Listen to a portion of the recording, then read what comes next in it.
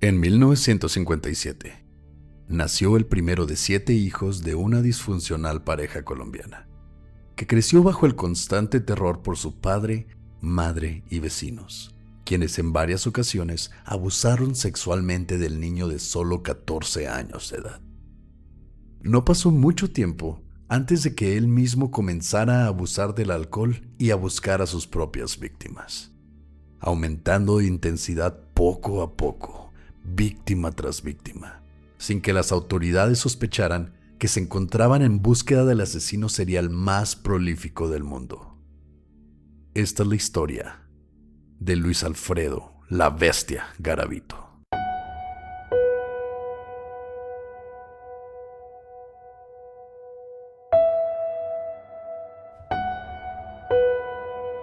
Estás escuchando Señales Podcast.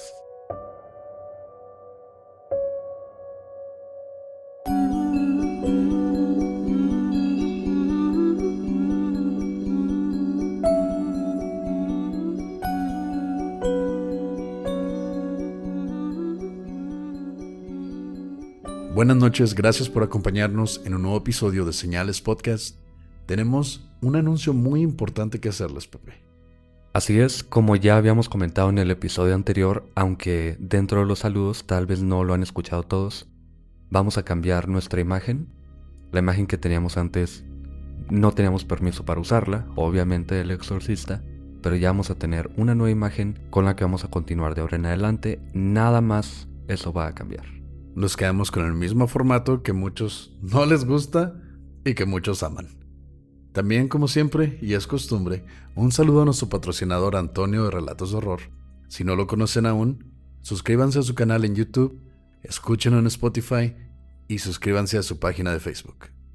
Ya saben también que tenemos Señales Network. Pueden entrar a señalespodcast.com donde encuentran los links a, primero que nada, Juégatela Podcast. Ellos sacaron su capítulo más reciente hace unos días. Ya saben, noticias de fútbol, del deporte en general. Ya se vienen las Olimpiadas y van a estar cubriéndolos también. También un saludo a Generación N, también parte de Señales Network, con el cual tuvimos una colaboración el viernes pasado y hablamos sobre un videojuego bastante enigmático, Polybius. No ha salido el episodio. Cuando salga, ahí les ponemos el link para que estén pendientes. Y también se viene una colaboración con Juégatela Podcast, que está medio rara la combinación entre deportes y misterio, crimen, pero créanme que sí la hay y está muy interesante. Algo muy importante también, hicimos la votación en el grupo de señalados y pues hubo bastantes personas que estuvieron de acuerdo en acompañarnos el 25 de diciembre. Mucha gente no va a poder estar con nosotros porque lo pasan con su familia y algunos que pues realmente no tienen nada que hacer. Los invitamos a que nos sintonicen en un live de YouTube el 25 de diciembre. Acercándose a la fecha vamos a poner la hora, depende de qué tan crudo ande Pepe. Y este live va a ser temático de Navidad. Va a tener temas pues que tienen que ver con estas fechas. Va a ser como un episodio en vivo realmente. Sí. Sin más preámbulo, vamos a iniciar con una historia que nos había pedido mucha gente. Tenemos a bastantes seguidores de Colombia que nos habían mencionado que habláramos de este asesino considerado el más prolífico del mundo. Luis Alfredo Garavito, la Bestia. Luis Alfredo Garavito Cubillos nació el 25 de enero de 1957 en la ciudad de Génova, Colombia. Fue el primero de 7 hijos de Rosa Delia y Manuel Antonio. Según el propio Garavito, porque como siempre, como es costumbre en varios de estos casos, de él es de quien sale toda la información que vamos a contar, al menos de su vida personal.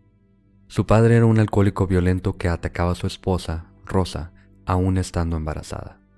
Y no era raro que primero lo atara a él para luego golpear a la mujer, especialmente con un cinturón de piel.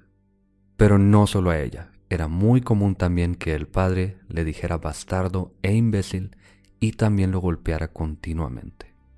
La receta perfecta para un asesino serial, como ya sabemos obviamente. Sí, en este caso él sufrió de mucho abuso, demasiado, en su niñez. Él no tuvo un golpe en la cabeza como muchos de los que ya hemos hablado, pero sí ya se sabe que un trauma en la niñez de cualquier tipo te puede llevar a una vida de crimen. Y aunque poco se sabe de los padres, se cree que su mamá era una prostituta local. Y dice el mismo Garavito, aunque muy brevemente, que ambos de sus padres abusaban de él sexualmente y admitió que él tocaba sexualmente a sus propios hermanos mientras dormían. En la escuela Instituto Agrícola de Tuluyá, Garavito era retraído, ya que los papás le prohibían a él y a sus hermanos hacer amistad con otros niños, además de meterse en problemas constantemente. Y como eran los 60s, los profesores lo disciplinaban a golpes casi diario. Así que no es sorprendente que, al poco tiempo, dejara la escuela estando solamente en el 5º grado a los 11 años de edad. Y aunque no tenía permitido tener pareja, si no tenía amigos menos pareja, su primer encuentro sexual fue a los 12 años con un niño de la misma edad, que él mismo escribió como placentero. Pero aproximadamente por la misma época, un amigo de su papá, quien era el encargado de la farmacia del pueblo, lo amarraba a la cama, lo torturaba y lo violaba en repetidas ocasiones. Solo que hay que recordar que todo esto viene de boca de Garavito mismo, quien es posible que haya fabricado o hasta imaginado estos eventos, probablemente con la intención de justificar sus actos y por algunos problemas de los que nos vamos a enterar ya después en la mente de Garavito. Además es sabido que desde temprana edad, Garavito mostraba crueldad contra los indefensos animales. Según él, cuando tenía 12 años, desmembró 2 pequeños pajaritos sin razón. Es muy conocido que si algún niño tiene esas inclinaciones de maltrato hacia los animales pequeños, ya sea matarlos o simplemente golpearlos, si no se le, no puedo decir educa, pero si no se le reprende por ese tipo de acciones, el niño va a seguir haciéndolo y es cuando se produce un tipo de escalada en violencia. Puede llegar a intentarlo con niños menores que él o más débiles y a cierto punto va a llegar a atacar a gente mucho más grande que él, pero va a buscar una manera de infligir daño. Me recuerda a Dahmer, que se supone que también tenía ciertas actitudes de crueldad con los animales. Sus papás no eran la mejor pareja del mundo tampoco. Y él, recordemos que intentó atacar a una persona que iba corriendo por la calle. Pasaba muy seguido por ahí, solo que se escapa de último momento esta persona. Pero sí me recuerda mucho a él. También nos recuerda a Ed Kemper. Uh-huh. Al abrir al gato, empalarlo. Una forma de sacar todo eso que tenía reprimido en su ser. Y como no podía desquitarse directamente con su madre o con sus hermanas, lo hacía con un animal indefenso. Eso también lo llegó a hacer Richard Ramírez. Sí. Es algo muy común, es un patrón de conducta en todos estos asesinos seriales. Y hablando de cosas que reprimen, él era homosexual, eran los 60s apenas, en Colombia. Entonces se juntan un montón de cosas, el vecino que lo tortura, que lo viola constantemente. Es un montón de cosas por las que supuestamente pasa Garavito. A sus 15 años, Garavito tenía cierta amistad con otro de los amigos de su papá. Un vecino quien en algún momento le mostró pornografía heterosexual, imágenes que Garavito mostró no disfrutar. Su vecino, por razones que no conocemos, abusó sexualmente de él, momento desde que él se volvió un alcohólico y depredador sexual. Se dice que intentó tener relaciones sexuales con diferentes mujeres, pero fue incapaz de negar su atracción por otros hombres. Oye, este güey lo violaban todos. Sí, todo el mundo. O sea, su papá, su mamá, el amigo de su papá que era el de la farmacia. El otro amigo. El vecino. Uh-huh. Esto también nos dice que, pues aparte de ser una familia bastante disfuncional, había un completo desinterés por parte de sus padres en cuidar a su hijo. En 1973, Garavito logró llevarse a un niño de una estación de tren en la ciudad de Buga y lo llevó a un área remota, donde intentó abusar de él, pero el niño comenzó a gritar, así que Garavito fue capturado, aunque negó intentar violar a su víctima, por lo que fue puesto en libertad. Aunque no fue encarcelado, su padre lo corrió de la casa, convirtiéndose desde entonces en un vagabundo a sus apenas 16 años. Ahí también tenemos una familia que no se preocupa por lo que está haciendo su hijo y aparte una autoridad, por así decirlo, incompetente. No es por defenderlo, aunque acostumbro decir esto en este podcast por alguna razón, pero si tu hijo por alguna razón intenta abusar de alguien por más mal que lo trates, o tu vecino, o tu otro vecino, o tu esposa, de todas formas tienes en casa a alguien que ya intentó abusar de alguien. No sabes si pueda repetirse, si vayas a ser encontrado responsable de eso también. Además también suena como una excusa para sacarlo de la casa también. Sí, pues encontraron la excusa perfecta para deshacerse del niño. Garavito tuvo varios trabajos, pero no duraba mucho en ellos gracias a su alcoholismo y temperamento explosivo. Él mismo hacía su propio alcohol de caña o maíz, con el que se emborrachaba constantemente. En esos años se mudó a la ciudad de Armenia, un importante puerto del comercio de café, donde trabajó en una panadería. Aquí pasó la mayor parte de los 70s intentando mejorar su vida. Iba a la iglesia, se unió a Alcohólicos Anónimos, pero llevaba una doble vida, visitando regularmente el Parque Valencia, conocido por ser cuna de explotación de niños. Ahorita iba a comentar algo, pero recordé que venía esto del parque, que ya era conocido por los locales por toda esta trata de niños, por prostitución, por todo esto, que en realidad es esclavismo. Un niño no se mete a la prostitución por gusto, obviamente. Te explica o te hace saber del tipo de sociedad que tenía Colombia en estos tiempos. Y no es por echarle al país, eso también se vio en varios lugares de México en los 60s. De hecho, en la mayoría de Latinoamérica en esos tiempos había una marcada desigualdad social, había bastante pobreza, el crimen hacía lo que quería. Y este fue realmente la cuna para tantos asesinos seriales, para tantas víctimas de abuso, de asesinatos. Específicamente, Colombia pasaba por el momento de las FARC. Aquí había guerrillas constantemente entre el gobierno, el pueblo. Estas dos facciones no era raro que abusaran del pueblo, obviamente. Muchas miles de personas tuvieron que huir de sus hogares, eran asesinados. Vamos a entrar un poquito más a detalle más adelante sobre esto, pero este es el contexto en el que crece Garavito.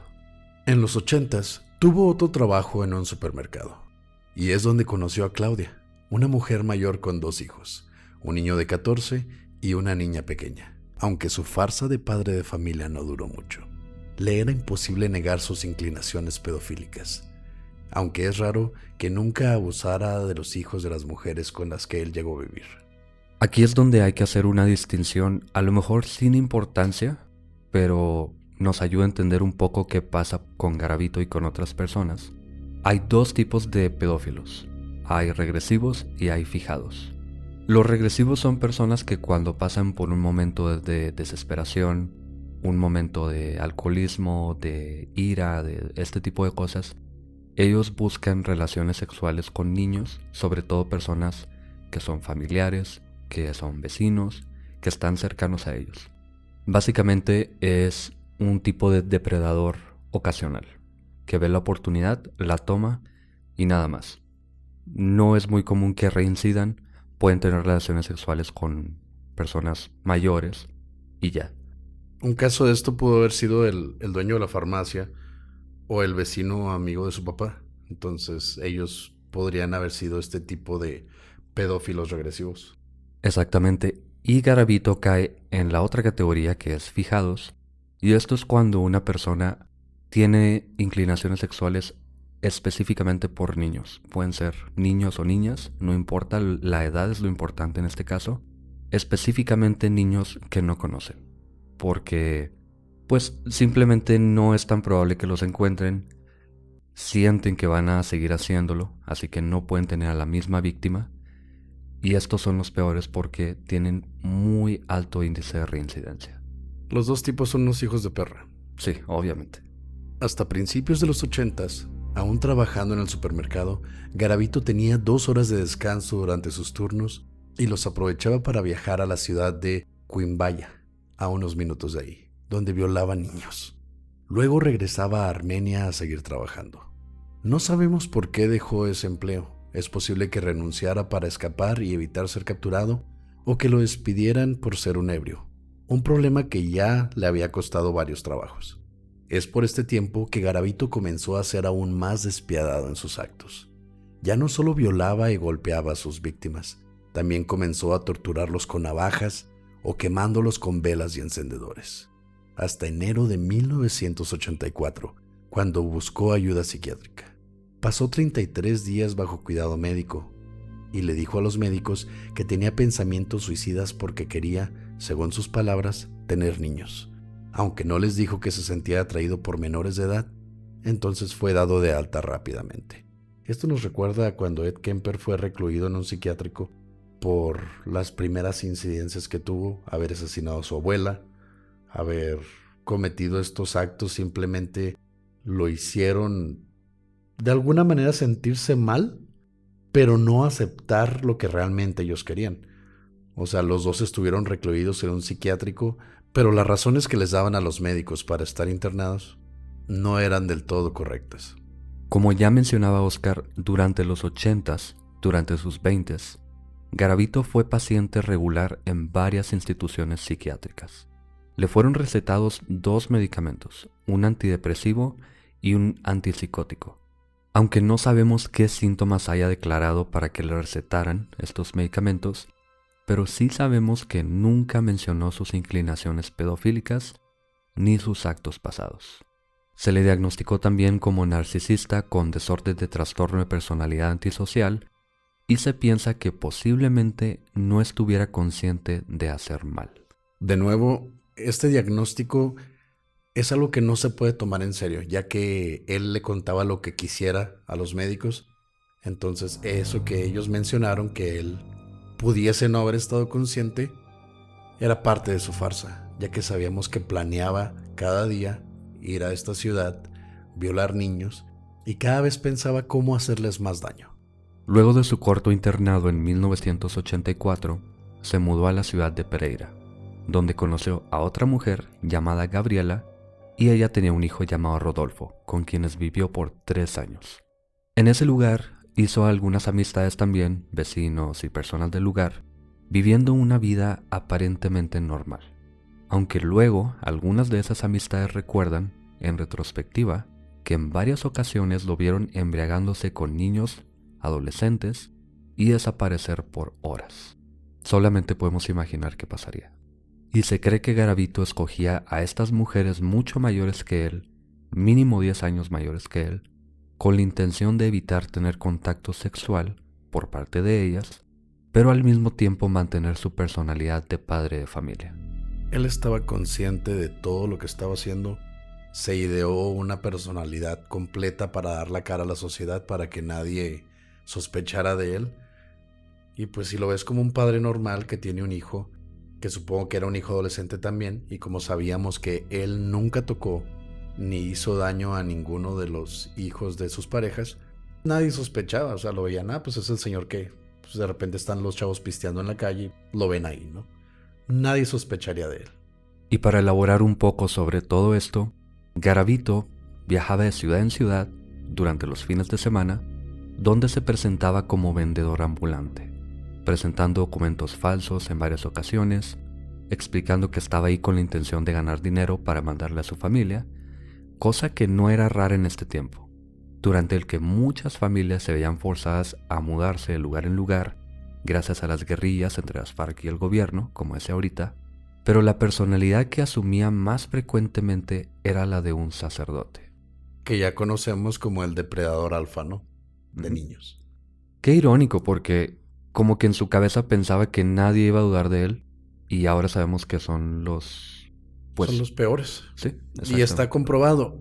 Lo que pasaba es que en los 60s todavía no se destapaba mediáticamente todo ese tipo de atrocidades que han cometido los padres o ministros de diferentes religiones. Y no estamos echándole a la religión como tal, pero se ha comprobado que ha habido incontables abusos contra niños por parte de este tipo de gente. Sí es cierto, es una ironía. Se hizo pasar por un sacerdote sin saber que 20, 30 años después los sacerdotes eran los más conocidos por depredar sexualmente a los niños. Ya caracterizado, se acercaba a niños de entre 8 o 14 años, les ofrecía dinero, comida, drogas o alcohol, lo que sea que parecía que estaban buscando, a cambio de, entre comillas, ayudarle, ya fuera a cosechar, cargar cajas de naranjas, o lo que sea que fuera común hacer en este pueblo. Donde quiera que estuviera él, veía que era lo que hacían, Si era un pueblo, por ejemplo, del café, les pedía que le ayudaran a cargar las bolsas de café. Si estaba vendiendo miel, les pedía que les ayudaran a cargar los botes. Él estudiaba perfectamente el lugar, primero que nada. Luego se los llevaba a las afueras del pueblo, caminando por kilómetros y kilómetros, con la intención de que llegaran exhaustos a algún lugar despoblado, donde abusaba de ellos sin problema luego de amarrarlos y generalmente tomando alcohol durante todo el camino. Es entonces que él descubre que obtenía más placer torturando a sus víctimas que violándolas, principalmente mordiéndolas o quemándolas con un encendedor. Durante este tiempo, Garavito abusaba y torturaba de al menos un niño por mes. Como ya se habrán imaginado, todos estos niños eran niños que salían a la calle por necesidad, buscando trabajos, buscando sustento para su familia. Eran tiempos de extrema pobreza en diferentes poblados de Colombia, gracias a lo que mencionó Pepe, lo que vienen siendo las FARC contra el gobierno, todo el éxodo que hubo de gente que se salía de sus casas para evitar la violencia. Entonces era muy fácil para él encontrar niños pobres que necesitaran comer o escapar de la realidad de la que vivían, pero sin imaginarse que iban a ser presas de esta bestia. Para 1992, a sus 35 años, Garavito se adentró en el mundo de la magia negra, lo que nos faltaba. ¿Por qué no? Trabajando como brujo para obtener dinero. Ok. En una ocasión usó una ouija para invocar al demonio. De acuerdo a él, una voz se apoderó de su mente preguntándole: ¿quieres ser mi sirviente? Garavito aceptó, y la voz le dijo: si matas, grandes fortunas vendrán a ti. Aunque otras fuentes dicen que nunca le pasó nada. Eso sería Pepe. Pepe diciendo: no, nunca le pasó nada. Sí, está raro porque algunas fuentes dicen que se desilusionó de la brujería y ya después mencionan que siguió trabajando como brujo. Obviamente puede ser simplemente un negocio más. Como todos los brujos que vemos en la calle que te ofrecen leerte la mano, hacer amarres o descubrir quién es la chica rubia con la que están sacando a tu marido. Sí, bueno, puede ser un negocio más, pero otras fuentes dicen que él se metió de lleno totalmente en la brujería, aunque parece más bien, y lo vamos a ver más adelante, otra de sus personalidades para pasar desapercibido. Ese mismo año, Garavito viajó a Villavicencio, Colombia, siguiendo las indicaciones de, según él, la voz demoníaca. El 2 de octubre de 1992, Garavito tomaba en una cantina local cuando vio a un adolescente llamado Juan Carlos, quien salía del lugar. Garavito pagó su cuenta y decidió seguir al chico. Cuando Juan se detuvo un momento, Garavito se tomó el tiempo, entró a una tienda a comprar un cuchillo de cocina, cuerda y alcohol. A ver, ves un cabrón, ebrio, obviamente, entra a tu tienda y te dice: dame un cuchillo, cuerda y alcohol. Normal, es normal. Okay. Yo he llegado borracho a una farmacia a buscar cuerdas y alcohol. Continúa. Me está viendo bien raro Pepe.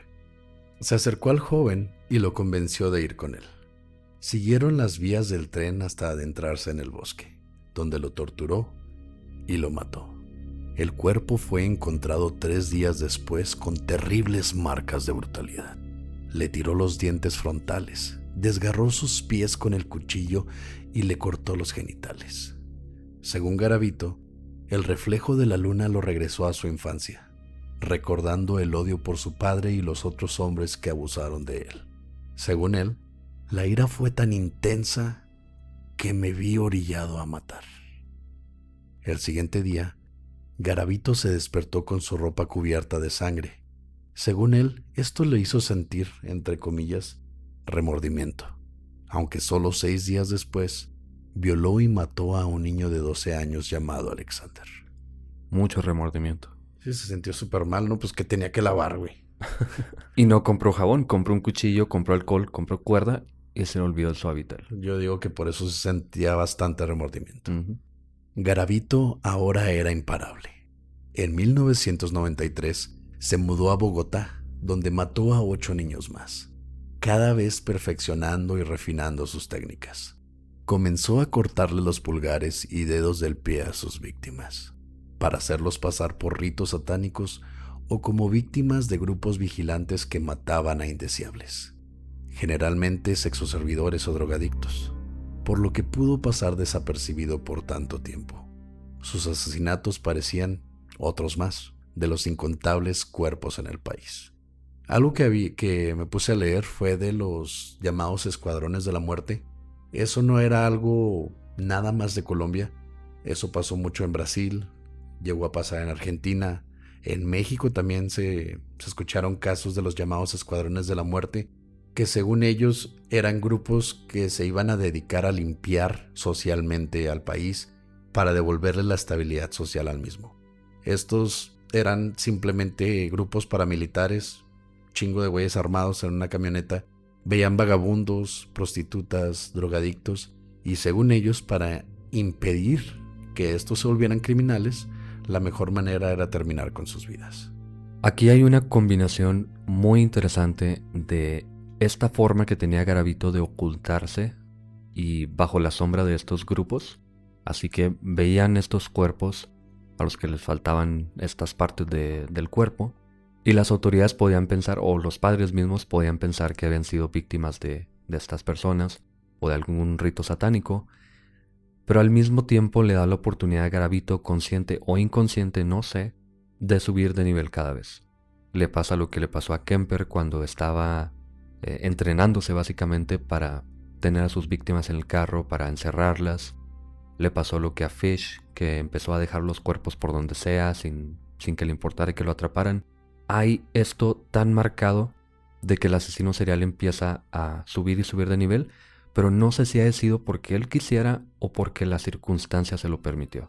Un detalle bastante perturbador es que Garavito mantenía un diario en el que escribía con detalle todos sus asesinatos. Bueno, a lo mejor sí era consciente. Incluso varias veces en un solo día, y guardaba souvenirs de sus víctimas. El güey se llevaba su recuerdito, como fotos de los niños, boletos de camión entre ciudad y ciudad o pertenencias de ellos. Eso es algo muy común en este tipo de personas, quienes disfrutan de sus fantasías y de revivirlas. Como hago hincapié siempre, Garavito fue un asesino de proceso.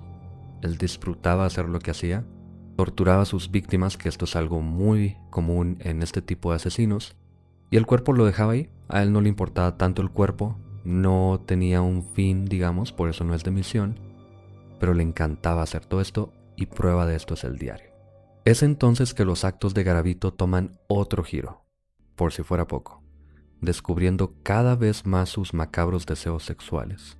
Ahora torturaba a sus víctimas cortándolas y apuñalándolas con cuchillos y desarmadores mientras los violaba, solo que se enfocaba en pies y manos para no matarlos en el proceso.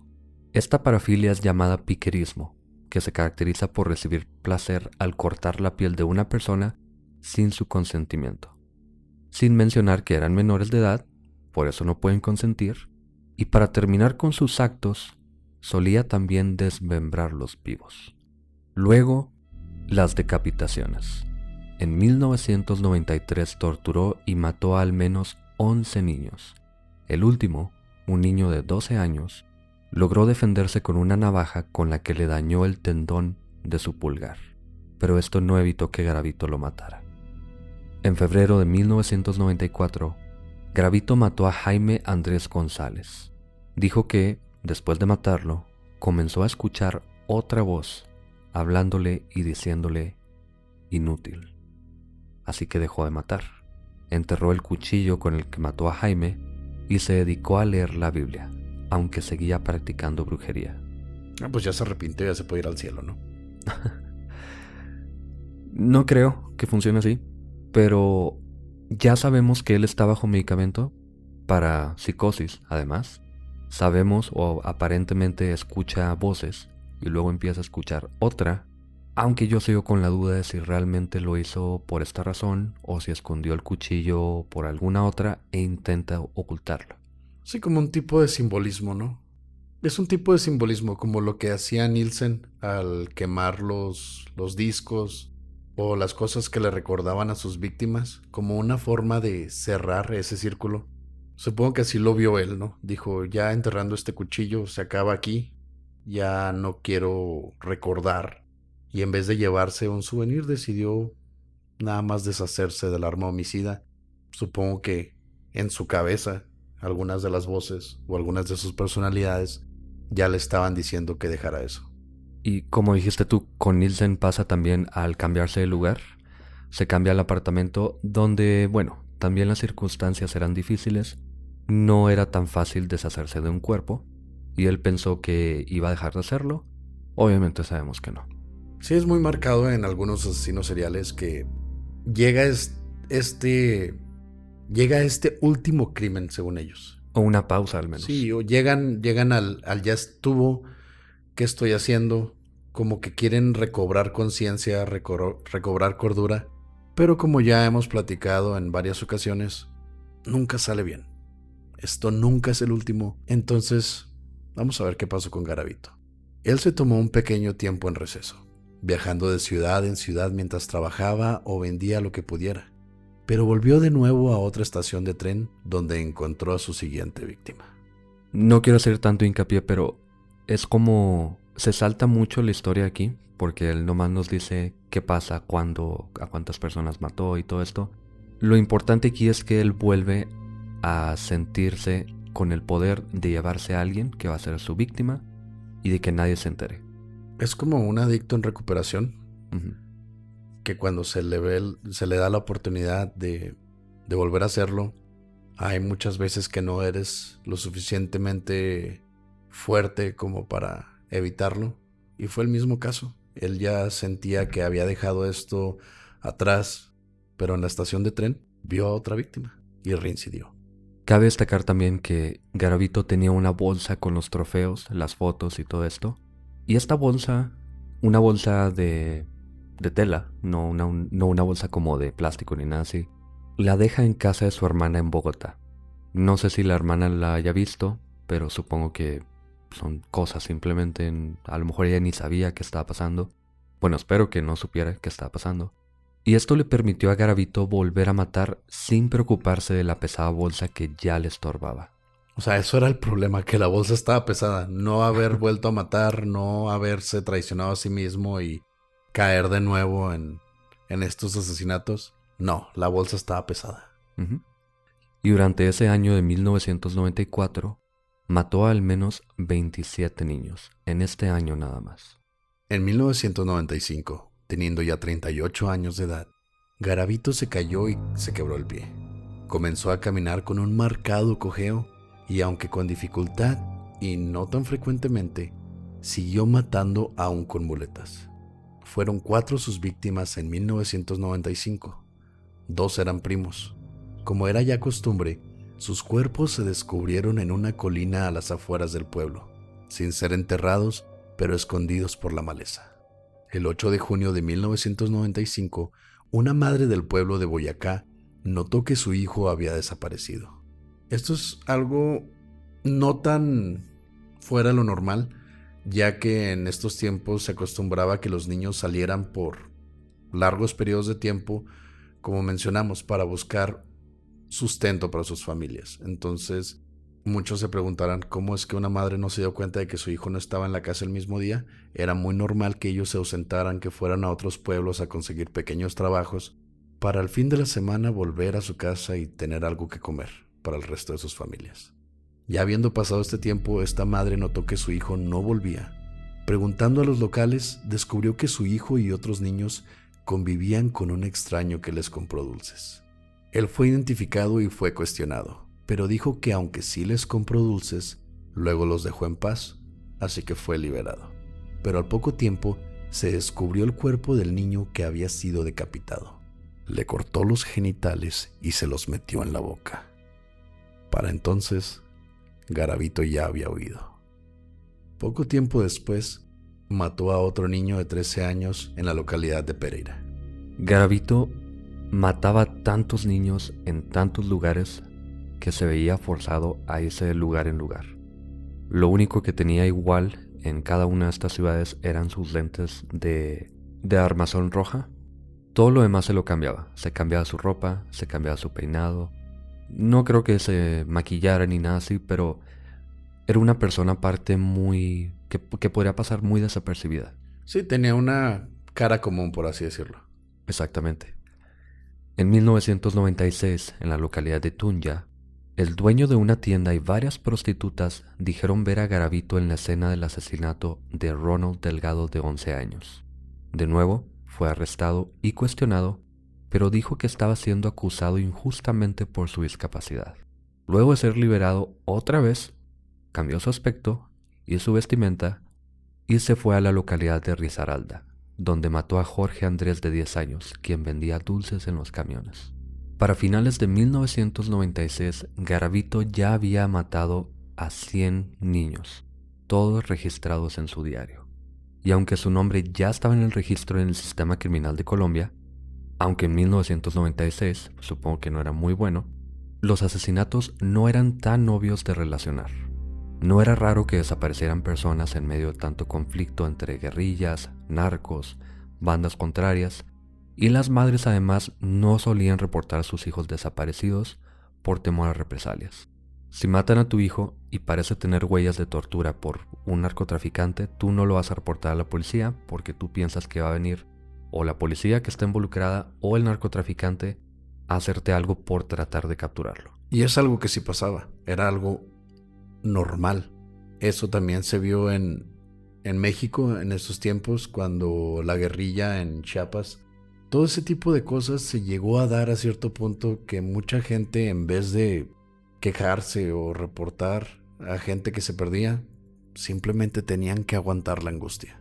Y por si fuera poco, Garavito solía abandonar los cuerpos al aire libre, en condiciones de alta humedad como lo es en Colombia, y expuestos a animales carroñeros que dejaban solamente unos cuantos huesos, haciendo imposible identificar a las personas. En 1997, a sus 40 años de edad, se mudó a Bogotá, donde se hizo pasar por un sacerdote franciscano y mató a un niño de 8 años. Luego mató a 2 niños más, antes de irse a Pereira. El 1 de octubre de 1997, raptó a 2 niños en una estación. Unos días después se descubrieron sus cuerpos torturados. Al poco tiempo, otro niño reportó haber sido atacado y describió a su atacante. Cojeaba de un pie, tenía unos 40 años y vendía miel en las mismas botellas. La policía arrestó al hombre con esas características, pero no era Garavito. Era un hombre llamado Pedro Pablo Ramírez García, quien tenía antecedentes de ataques sexuales, aunque decía ser inocente. Pero como dice el dicho, ¿no? Mata a un perro, te dirán mataperros. Mientras Pedro estaba preso, Garavito cometió un error muy grande. Él pudo haberse escapado, pudo haberse limpiado de todos sus crímenes, porque Pedro estaba en la cárcel por todos sus crímenes. Pero cometió el error y mató a 4 niños más en la ciudad de Bogotá. Le pasó lo que a Kemper también. Ya se había arrestado a alguien, ya pudo haber sido libre, pero ese instinto asesino no se calma nada más con ver a alguien siendo castigado por tu culpa. O a lo mejor ni sabía él tampoco. Después de ver estos otros 4 asesinatos en Bogotá, la policía se dio cuenta de que tenían al hombre equivocado. Algo que se me hace muy raro porque a Garavito lo arrestaron tantas veces y lo soltaban tan fácil, ya este pobre cabrón ya lo tenían encerrado. Sí, pero nadie sabía que Garavito había cometido estos crímenes. Él ya había sido, procesado, así que era la presa fácil, digamos. Un mes después, en noviembre de 1997, unos niños descubrieron un cráneo cerca de un río en Pereira. La policía llegó al lugar donde encontraron una fosa con los cuerpos de 36 niños. Se creó una fuerza interpolicial en enero de 1998. Se contactaron a otros precintos para averiguar si otras zonas buscaban al mismo asesino, y es hasta entonces que 10 distritos diferentes se enteraron que tenían que buscar a la misma persona. En febrero de 1998 se encontraron los cuerpos desnudos de 2 niños de 11 y 13 años en Génova, quienes eran amigos que vendían frutas y gomas de mascar. Por temor a ser descubierto, ya que los cultivos de caña estaban por ser cosechados y solía dejar a sus víctimas entre las plantas, Garavito se fue a Ecuador en 1999 bajo el alias Bonifacio Morera. No pasó mucho tiempo cuando los niños locales comenzaron a desaparecer, y el sospechoso perfecto era el extraño con acento colombiano que cojeaba macabramente, aunque escapó de nuevo a Colombia. Hay algunos asesinatos que estamos mencionando así muy levemente, que en cierto día, cierto año se encontró a un niño a tal edad, cosas de ese tipo, porque fueron tantas y tantas las víctimas de Garavito que nada más la mitad han sido confirmados. Se cree que han sido más de 300, se confirmaron alrededor de 160 nada más, y las que estamos mencionando así de pronto son las que nos dan a saber a dónde iba cada vez. Estaba en Pereira, estaba en Genova, en Bogotá. Entonces nos da esta imagen de esta persona que está huyendo constantemente, matando, como dijiste ahorita, había una fosa de 36 niños, probablemente había más en muchos otros lugares, pero esta conexión es lo importante aquí. Las fuerzas policiales de 10 diferentes distritos, como decía Oscar, descubrían cuerpos y fosas constantemente. Nadie podía creer que el responsable fuera solo una persona, y con justa razón. Además de que trabajaban por separado, Garavito parecía inalcanzable. La situación política y criminal de Colombia, la geografía y la flora del lugar, y su aparente talento por cambiar de apariencia, hacían de Garavito casi un monstruo, al que pronto le apodaron la Bestia. Fue en febrero de 1998 que la policía de Buga descubrió una escena más. Aunque a diferencia de otras, esta había sido abandonada descuidadamente por Garavito, marcando el inicio del final de su carrera como el asesino más prolífico del mundo. Gracias por escuchar Señales Podcast. Buenas noches.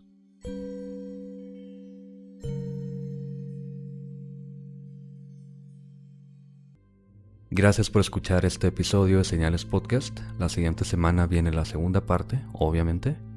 Primero que nada, un gran saludo a Vivi Ramos, quien cumple años. Honestamente no recuerdo si el 10 o el 12, pero cumple años próximamente o acaba de cumplir años. Pero un gran saludo y un abrazo para ti, Vivi. Tenemos saludos en YouTube para José Atauchi de Ecuador, Francisco Borja y Cecilia Cuevas, Migos Biker, que nos escucha desde la ciudad de Nueva York, Stephanie Villegas de Costa Rica, JK420, que estaba en Michoacán, luego se mudó aquí a Chihuahua y ahora está en Estados Unidos, y dice que en todos esos lugares nos ha escuchado y nos ha recomendado con amigos y familia. Perfecto. Ricardo Martínez y su esposa Kelly Quintero de Colombia, que nos escuchan también. Y en Facebook tenemos a Ceci Werben Jagerman Jensen, la número 1. Para los que han visto Esponja cuando le dan la gorra con el... Cuelan la gorra con el número 1. Uh-huh. Pues es de Smithy Werben Jagerman Jensen. Yo nunca habría podido pronunciar eso. Es que no eres fan de Bob Esponja. A Luis Antonio Solano Ortiz, que nos empezó a escuchar también y dice que ya escuchó casi todos nuestros episodios. Un saludo. Y también de Facebook a Andrew Hernández, que me mandó un mensaje personal y me dijo que ya tenía tiempo de habernos pedido un saludo. Discúlpame, no lo había visto, pero un saludo, Andrew. Luego en Instagram a Andrés620, que nos hizo una ilustración de la portada anterior. De verdad, una disculpa, no la vamos a poder utilizar, pero está padrísima de verdad. Muchas gracias. A cualquier persona que haga cualquier tipo de arte inspirado en este podcast o en las historias, de verdad nos da un gusto increíble que lo hagan. Síganlo haciendo, mándenlas, publíquenlas en el grupo de Facebook, donde sea. De verdad apreciamos todo ese tipo de cosas. Y hace poco una persona me preguntó si podía hacer algo con su arte, con su toque personal, obviamente. Adelante, cualquier persona que lo quiera hacer. Tenemos a Danieli de Venezuela y Jenny de Aguascalientes por parte de Denise. Denise Winchester, nuestra primera fan. Sí. Berenice Táñez de su novio Jesús Talamantes, que cumple el 14. Feliz cumpleaños por adelantado. Y aquí no encontré el nombre real, pero la cuenta es Flancito Marciano, de Argentina. A Rogelio García, alias El Cachas, de Río Hidalgo. Y a Lili de Núñez, de El Salvador. También tenemos a Ilsear21, que me mandó un mensaje en Instagram, que lleva poco tiempo escuchando el podcast y ya se los aventó todos. Gracias, Ilse, por escucharnos. Sí. Y a todos los que se nos pudieron haber pasado. Vamos a buscar un sistema un poco más organizado de juntar los saludos, pero es que tenemos el grupo de señalados, la página de Señales Podcast, la oficial en Facebook, tenemos el canal de YouTube, que si no están suscritos, por favor suscríbanse, eso nos ayuda bastante, y tenemos el Instagram, que siempre apreciamos todas las etiquetas que ponen cada vez que usan el hashtag Señales Podcast o nos etiquetan directamente. Lo apreciamos bastante, significa un chingo para nosotros que les guste lo que hacemos. Así es, realmente lo que acaba de decir Oscar, muchas gracias a todos, en cualquier plataforma, de cualquier forma, muchas gracias. Gracias por escuchar Señales Podcast. Buenas noches.